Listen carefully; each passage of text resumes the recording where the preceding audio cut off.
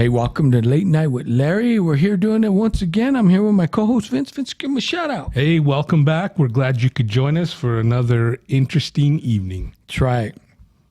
So tonight, we're just going to, what you would call free format. We're just going to talk about a little bit of this, a little bit of that.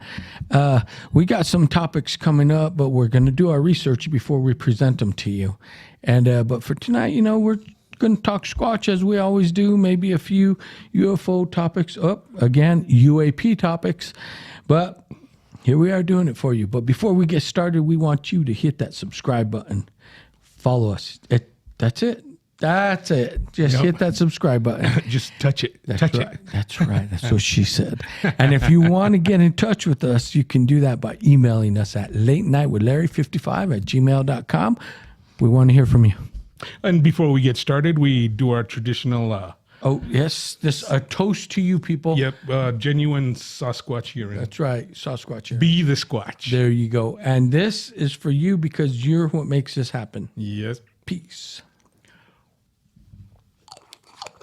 Oh, man. Oh, that one's dehydrated. You need to drink more water. I'm telling you, if that's Sasquatch piss, I'm going to follow them all over the mountain.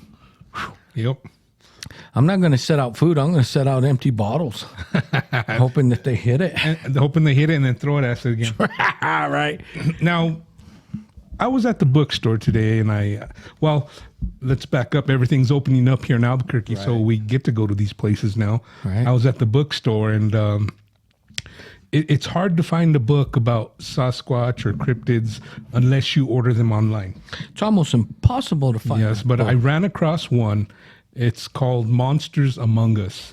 Right. Now, I just bought it today. I haven't dove into it yet, but I'm anxious because it talks about Bigfoot, cryptids, portals, aliens. Well, I'm anxious for you to get into it too, because then you'll let me know what it's about. And then I'll let you read it next. There you go. And we could discuss it. But one reason I was kind of reluctant, I wasn't sure about buying these books because a lot of different people have a lot of different ideas about what's happening. They do. Now, we have our own ideas. We do. And we've seen documentaries rather, where people, they believe they're aliens or they come through portals and, it could be true. But what we've seen out there, I don't know. I believe they're flesh and blood creatures of this earth. They are. And, and we've been down that rabbit hole and we've done the research. And there for a minute, I started to think there was an alien connection to the Sasquatch. But I've come to terms after everything we've been researching and watching and reading about, I've come to terms, like many people, that these creatures are flesh and blood. They're terrestrial. They weren't brought to this earth. They are from this earth. Right. And, we could be wrong, but I don't know. We may never know. Well, we will never know until we infiltrate their clans and there again, we may never know. Unless we could find some way to really communicate. Like people say, that's right, they could communicate telepathically. And we have talked about documentaries that we've watched and it's in this area, the Four Corners area where we live in, and a lot of people said they communicate with these creatures telepathically, and they let them know when they're around, what they want, what they say. Right. And I took that with a grain of salt, but who knows? It could be true. Right. Who knows what kind of abilities they have now. I was discussing this with a friend of mine who's a Native American, and of course they have their own beliefs. And I told him, I talked to him about my experiences. I told him we have an area we go to where we always have something happen. We always hear something. And he told me, well, maybe they know who you are and they're getting used to you. And we've been up there many times that they could be getting used to us. But let's take it back to something that was posted on Facebook that solidifies why now I truly believe they're terrestrial. So we both have been following this program, Expedition Bigfoot. Right. And Myria is one of the anthropologists on this program. And they recently took some soil samples, and this is in season 2, and they sent them off. A lot of them came back none, but she was so happy to announce on Facebook that one of the samples came back with a hit that there's chimpanzee DNA in the ground there. Now, there's no chimpanzees in the mountains. So Not in this country anyway. no. So that made me think, I'm like, well, maybe it is a hybrid cross between the chimps, which are our closest relatives, as science says. They have 98% of our DNA in them. And, human. I don't know if that's too far-fetched for people to believe, but I can believe it. Well, all I'll say is I'll look at it with an open mind because anything's possible. I mean, if we stick to what they teach us in school, the textbook, I mean, they could basically feed you anything they want. But that's it. They send us to school, public school, and they feed shit down our throat. And they're not even really teaching us to think. They're teaching us how to memorize. Yes, all they teach you is facts. So, What they consider facts, and that's debatable. That is Depends on who you debatable. talk to. And it's even math has become redundant, and it's just repetitive memorizing. I'm like, back in the turn of the century when this country was number one in math, they taught you how to think it through and how to solve real math problems. But we're getting off on the tangent. But anyway, that was surprising that they finally had a hit with chimp DNA. Now, where they were taking these samples, I watched season 2, all the episodes. There is no way there's chimps up there. Not unless there was like a traveling circus and like 20 escaped. And yeah, that's right. And 20 big ones. But it was interesting that she posted that and they were excited. And I'm like, that's right. And the other thing, I don't know if you saw this. Did you see another person? And I can't remember. I don't know the name of them. But they took the patty and they took all the hair off Patty. No, I didn't see that one. You didn't see that one? I need to send that one to you because they did it from the legs, then the waist, and then all Patty without. They said this is a 3D image, and they just removed the hair software. And Patty is, super muscular. Oh yeah, That she's nothing but muscle. But if you look at her without hair, she looks like a big, tall, walking chimp. right. Her head without hair looks like a chimp. Okay, yeah. So there's definitely that connection. That's why I said, okay, I'm a true believer that there's been a crossbreeding between human and the chimp. Now, I don't know if it's us human, this Homo sapien, which we are, modern man, or if it was like a Neanderthal, because there's no way that they could get that big if they were bred with us, because we don't get that big. And funny you should mention that. I was thinking more of Neanderthal because in Native American folklore, they've been around since the beginning of time. Of course. So they probably crossed the land bridge. Did a Sasquatch cross the land bridge? Or did a Neanderthal and chimps at one time? I'm going to say they both did simultaneously, and maybe they moved in groups to survive as hunters. Maybe they were closely communicating and moving through the land bridge while it was there, and they came to the Americas.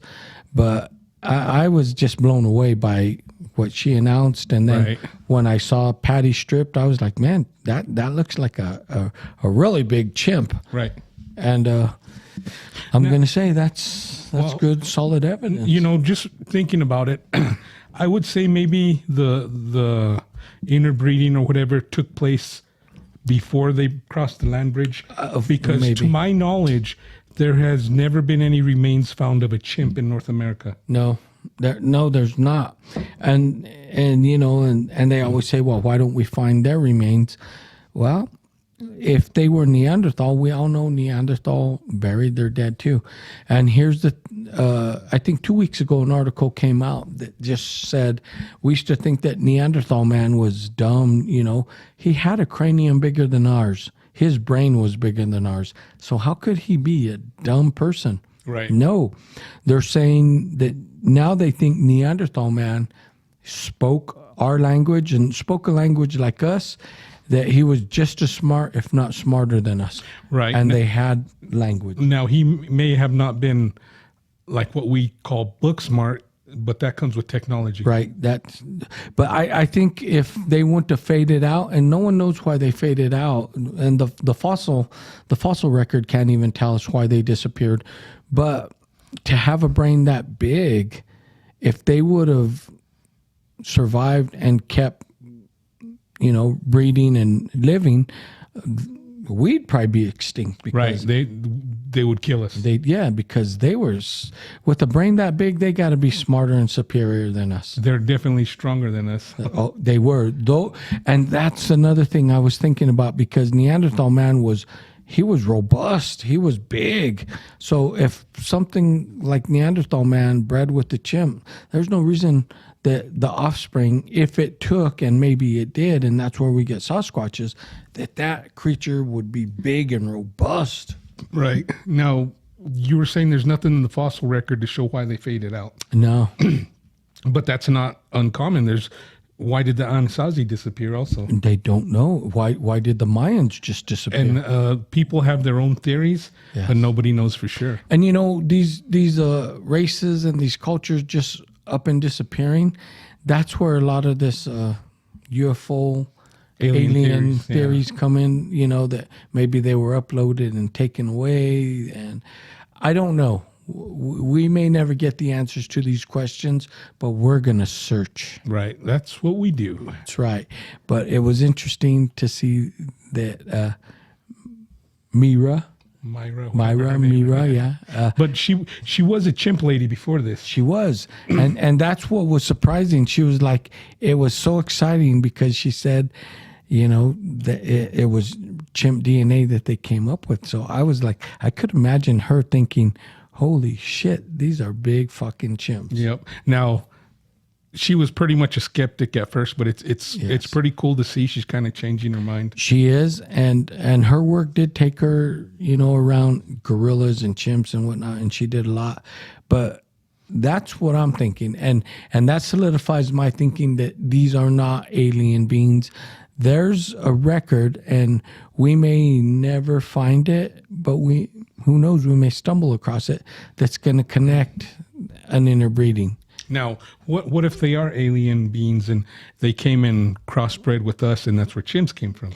Well, we won't know that until aliens divulge that to us. Yeah, either. until somebody comes and gives us Right. they tell us what's really going on. Right. What's really going on, they say. And here's the thing. So many mysteries on this planet that we think us as Homo sapien sapien, the superior animal, human, that we know it all, and we don't. What we really know how to do is destroy ourselves and this planet. Right.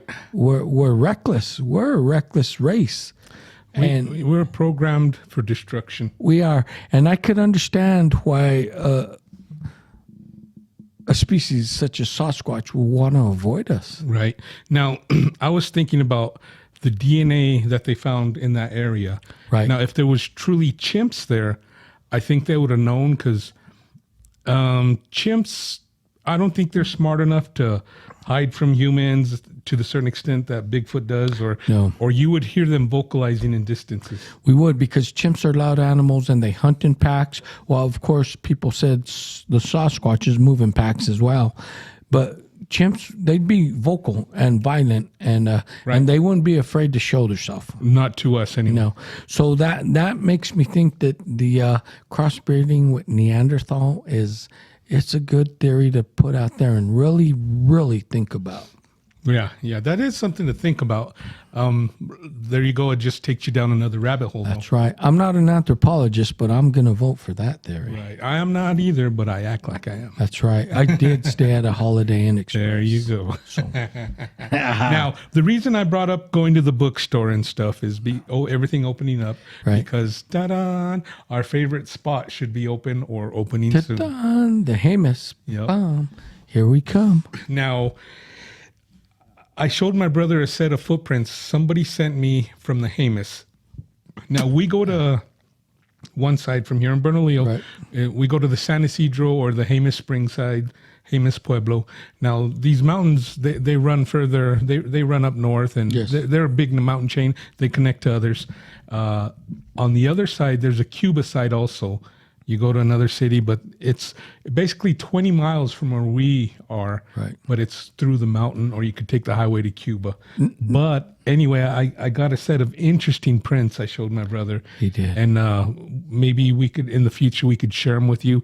You could look at them, scrutinize them, tell us what you think. And I know I told you in the past podcast that I was going to put them as a background, but for our so you don't think that if you went to our YouTube channel that we're slacking off. We're not. I recently upgraded our equipment, so it's taking some time to switch everything over. But I will get that up on YouTube, and you will see it, and you could look for yourself and look at those prints. Now, what I've done is I've passed those prints off to people that I know don't think about Bigfoot, don't know about Bigfoot, and I've said, what do you think about this picture? What does that look like? And some have said, holy shit, what is that? And others said, oh, I think someone's faking a Bigfoot. Right. It's been mixed reviews, and I've showed it to a few people. Right, and we won't know for sure because we didn't take the pictures. We won't, and I appreciate their opinion because that lets me know, who really, you're going to get people that just think Bigfoot's a bunch of bullshit, and they're the ones that are going to say, that's a fake. And they're the ones who never step foot in the forest. That's right, and that's funny you say that because all the ones I showed those people never go to the forest. Right. Now, we found prints before too, and yes, we did. I mean, we weren't there when they were made, but and they were a little melted. But in my head, they weren't bear tracks. No, because when a bear steps in his tracks, it does look like a big footprint, but you could see where one paw ends and the other one starts. Right? Yeah, and here's the thing: I shared that with someone who hunts a lot, and at first when they saw it, they said, "Oh, a bear track." And I said, "Look closer," and I zoomed in on it, and they said, "Whoa, wait, where's the other paw?" They said, Right. "Oh, okay." They're like, I don't know what that is." They said, "But yeah, that's not a bear print, but those toe." They're like, "Look at the toe imprints." Defined. That's what they started to focus on, and I said, "That's what I'm talking about." Right. Now, there are defined toes. A bear's paw has more dig pads, and you can see where the nails or the claws are. And these toes were just as if they're walking a press, an imprint. Right. Not a dig. And the toes were, if you look at the little toe, it's kind of spread out. Right. And to me, I'm like, these are genuinely good pictures. I'm like, these are footprints. And I'm not saying that just because I'm a believer. It's because we'll scrutinize it like anyone else. We'll look for the back paw or whatnot and say, oh, that's a bear. If you remember a few episodes back, there was someone saying they had Sasquatch prints up north in New Mexico. And I looked at them, I said, burst your bubble, that they were bear prints. Right. Now, what gets me, well, what I learned just doing our own research, I haven't heard many Bigfoot, Sasquatch researchers say this, but when the toes are spread out a little more. Right. Because we've heard researchers say people in the Amazon who grew up not wearing shoes, right, their feet tend to do that because of it's the way they walk in the it's dirt. Gripping. Now, I will say that's true because I don't know how many of you are familiar with, there was a trend going on a few years back where the shoes were coming where you slip your toes in and you could move each toe individually. And they said, these shoes show you how modern man, how ancient man walked with, before sandals and everything. And I bought a pair of those shoes and I went hiking and my feet they spread out as I was walking. But I'll tell you what, those shoes felt so weird because I'm used to my feet being crumpled into a shoe. Right. And it was so liberating how my feet spread out and gripped. Total different feeling. And if they would sell those shoes again, I would buy them. I wore those shoes out in the summer. I wore them all the time. Right. Were you climbing trees or what? I won't tell. Like a monkey. I was climbing something, but I won't tell you what it is. Hope it wasn't that stripper pole again. I know you need extra money, Hey, but what if it was something that attaches to that stripper pole? oh boy, you're climbing the screws. There you go. I was washing the stripper pole. So. Now, not to get off topic, but it's funny because modern man, they squish their feet together in a shoe, and the Chinese have taken that. Is it Chinese or Japanese? The Chinese. A step further. You've heard of Chinese foot bending? Yes. Where the foot's deformed, so these women could wear little tiny shoes. Actually, it's the Chinese and the Japanese, because at one time they were the same one in the same culture. So it's what they did in Japan, what they did for the geishas, they would basically take and bind their feet and bend them over so that their feet would become smaller. And these poor girls had to go through hell. But yeah, I mean, I know what you're talking about. Right. But anyway, we're going to get back on the trail. That's right. It's warming up here. It's still going to be pretty darn cold up in the mountains, but we'll endure the elements for you. So That's we right. could bring you our findings. And my brother said we upgraded our podcast equipment. He got right. some new technology on his laptop, a new laptop. That's right. I also upgraded our Squatching. I know. Well, share with them what you've done, because I think that shit is so cool. Yeah, we have, well, it's on loan from my brother-in-law. We have a night vision scope. That we have. Which is cool as shit. Yep. We have a FLIR scope. That's cool as shit. And we have a parabolic mic now. Right, but the flare scope can record. Yep, it can record and take pictures. Cha-ching. Yeah, so we're pretty excited to go try this out. Now, I am. If they get as close as they did my first night, audio and video will be no problem because they were right there. Right. I'm interested to see how the parabolic mics work, because I hear with those you could hear a gnat fart. Yeah. So that's going to be some cool technology. We're ready for this upcoming spring, summer season where we do our squatching. And the thing I like about the FLIR scope is when we drive up there or drive back, we're out there 3, 4 in the morning. We're out there all night. Right. We drive around. You can scan with that. Oh, see, that's going to be so. One of us will drive and the other will be scanning the sides of the roads. Yeah, that's what I'm talking about, baby. We're out there looking for the evidence just like everybody else, you know. So if we're driving and I got the scope and you just hear me, you see me start shaking and crying, you know I seen something. I will. I'll pull over and I'll tell him, brother, do you need a hug? Keep going.